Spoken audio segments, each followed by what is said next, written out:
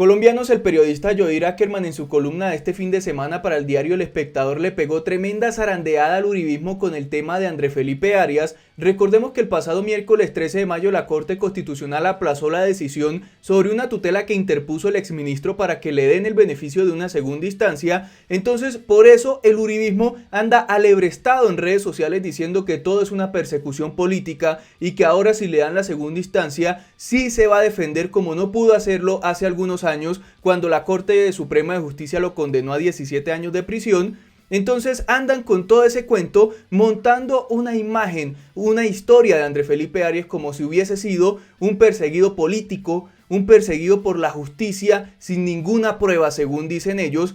Entonces Yoir Ackerman saca esta columna en donde referencia los hechos que hay con pruebas y lo que sucedió con Andrés Felipe Arias, para que los uribistas no digan es que la gente está opinando sobre Arias cosas inexistentes. Entonces dice Yoir Ackerman, listo, no vamos a opinar sobre Andrés Felipe Arias, sino que vamos a traer los hechos que están comprobados y que la justicia tuvo en su contra para condenarlo a 17 años de prisión por el tema de agroingreso seguro.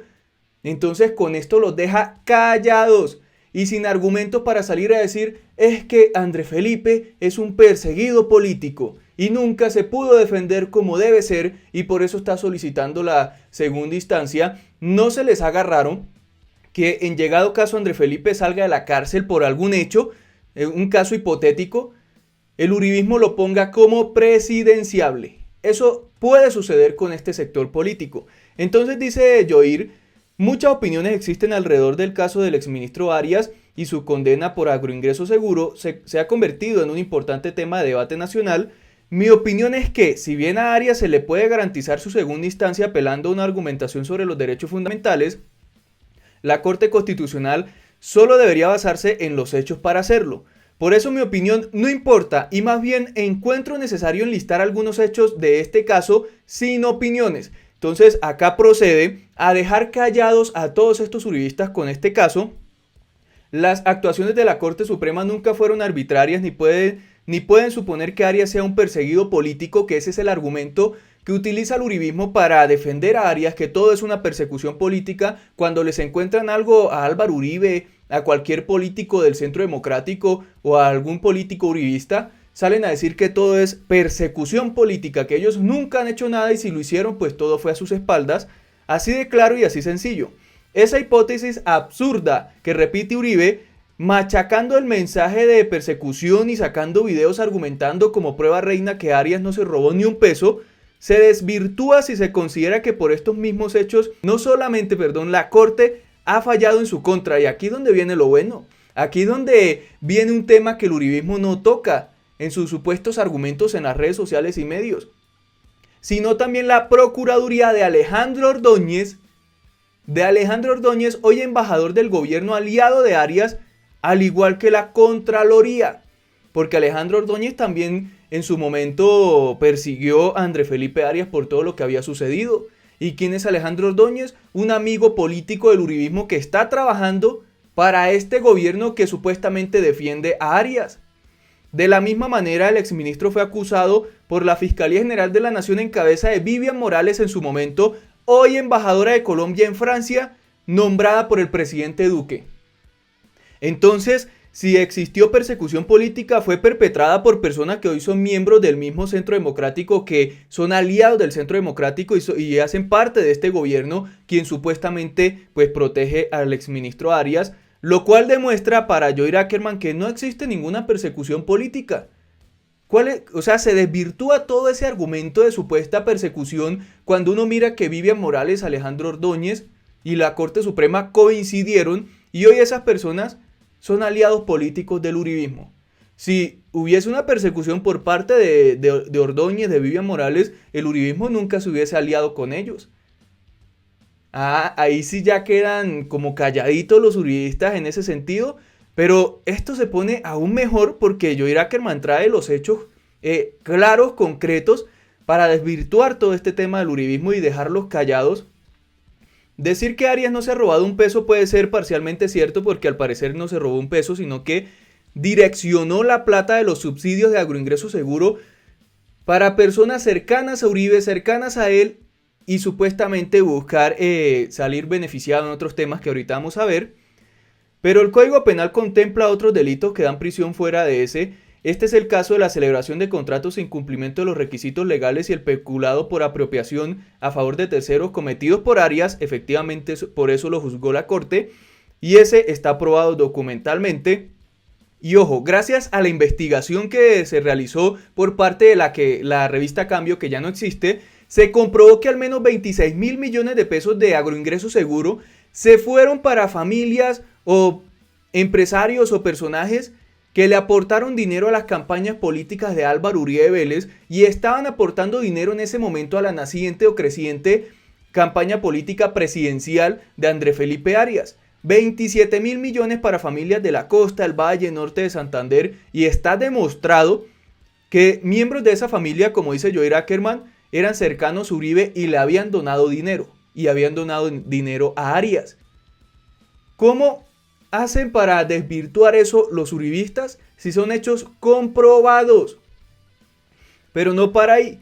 La más irregular de agroingreso seguro fueron los subsidios que Arias le concedió a la finca del propio expresidente Uribe, decreto 732 del 2008, firmados por Uribe y por Arias, que estipulaban 3.297 millones de pesos para la agropecuaria del ubérrimo SAS para construir los sistemas de riego de la finca del hoy senador. Una plática que se dio el expresidente como quien da un regalo de mí para mí, es decir, el mismo Uribe enviándose dinerito para él mismo, para sus fincas, para construir los sistemas de riego. Esos son hechos probados que están documentados y que el uribismo no puede decir que no existen.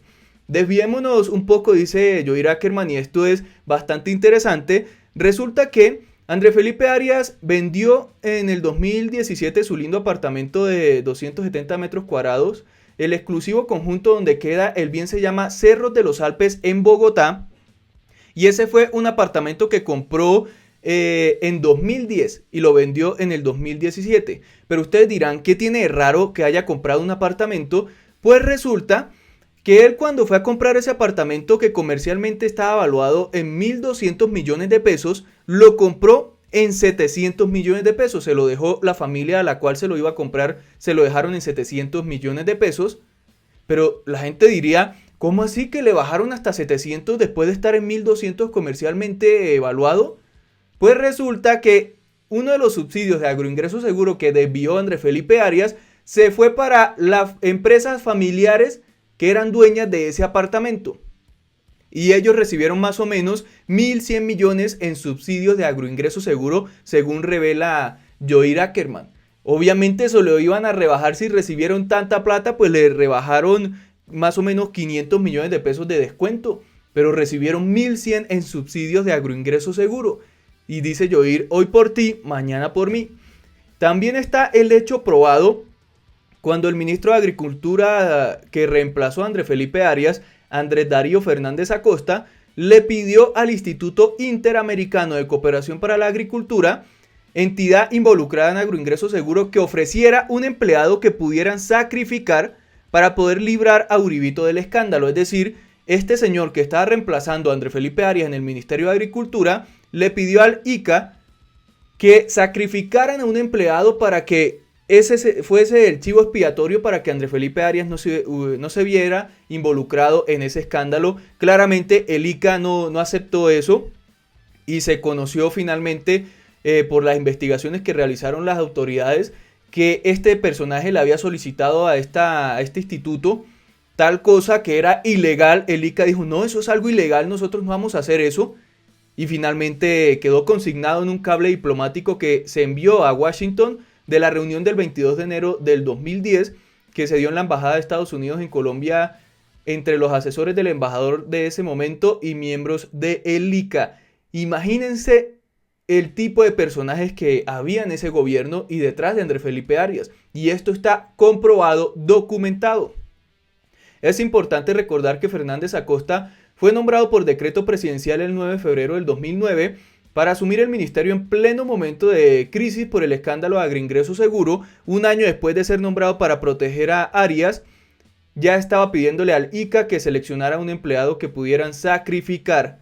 Y finalmente dice Joel Ackerman el tema de la fuga de André Felipe Arias el 11 de julio del 2014, que se fue para Estados Unidos, supuestamente él aduciendo que en Estados Unidos la justicia le iba a dar la razón y se iba a poder defender, y por eso se fue, porque no confiaba en la justicia colombiana. Sin embargo, la justicia de Estados Unidos aceptó lo que decían los jueces colombianos, capturaron a André Felipe Arias y lo extraditaron a Colombia. No le sirvió la estrategia de volarse para Estados Unidos porque finalmente allá no le creyeron, nadie le creyó ese cuentico porque están las pruebas, y lo devolvieron para Colombia, y estuvo pues ya toda la historia que sabemos que sucedió en Estados Unidos por parte de este sujeto. Ahora Arias vuelve a ser el centro de debate nacional creyéndole de nuevo al sistema judicial colombiano y pidiendo una nueva revisión de su caso. Todo esto cuando en vez de eso debería estar respondiendo por su rol en el escándalo de Odebrecht. No se puede olvidar que esa empresa le pagó un salario mensual al exministro luego de participar en septiembre de 2009 en una reunión en Palacio con el entonces presidente Uribe y Marcelo Odebrecht. Estos son los hechos, están documentados. No es ninguna opinión de un columnista, de un opinador en redes sociales, en medios de comunicación. No es opinión, son hechos documentados y probados que el uribismo queda callado al momento de traerle toda esta información. Colombianos, hasta acá este video, espero les haya gustado y lo compartan con sus amigos. No olviden seguirme en redes sociales y activar la campanita para que no se pierdan ningún otro video. Gracias por ver, nos vemos en la próxima.